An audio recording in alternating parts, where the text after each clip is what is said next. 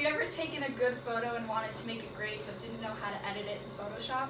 Regardless of what your technical abilities are, after these 5 steps, you can turn any good photo into an amazing photo. So in this presentation, I will demonstrate and explain how to edit a photo using Photoshop. What happens when you take that great photo and it's a beautiful scene, but something is just off about it, and you wish you could make it better but you don't know how? Through these steps, you can make that photo shine.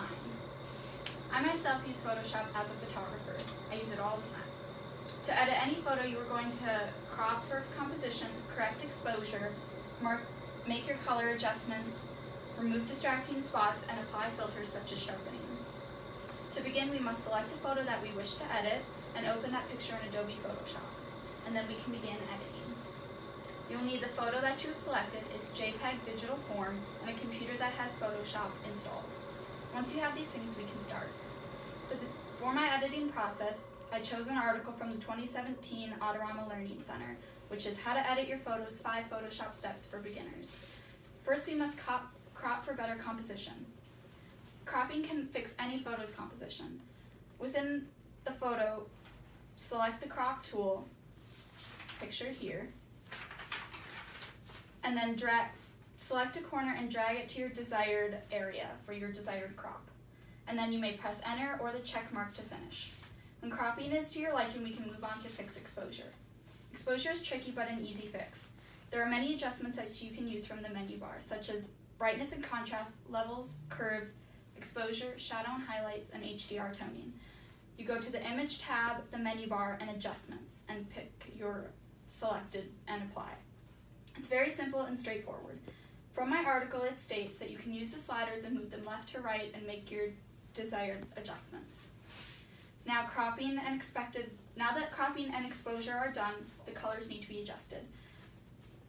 There are 2 major tools that you can use, color balance and selective color, which can be accessed through the image tab and then adjustments. Color balance, you can change the tone within your images. Selective color, you choose a color and it only affects that one color and not the rest of the image. Once the other adjustments are done, you can move on to the unwanted spots in your image. The 4 tools for that are Spot Healing Brush, Clone Tool, and the Patch Tool. My article states that for any imperfections, these can be used to remove blemishes, stains, and dirty backgrounds.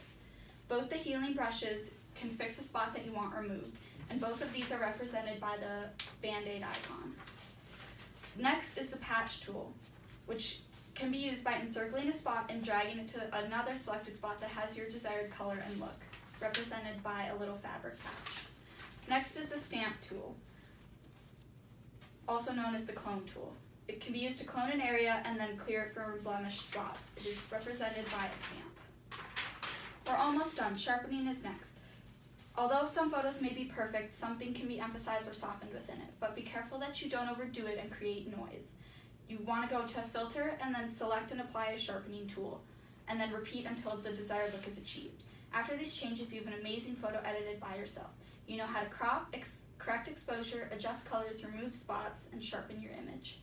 Steps like these make editing easy and simple with amazing results that capture moments and adventures.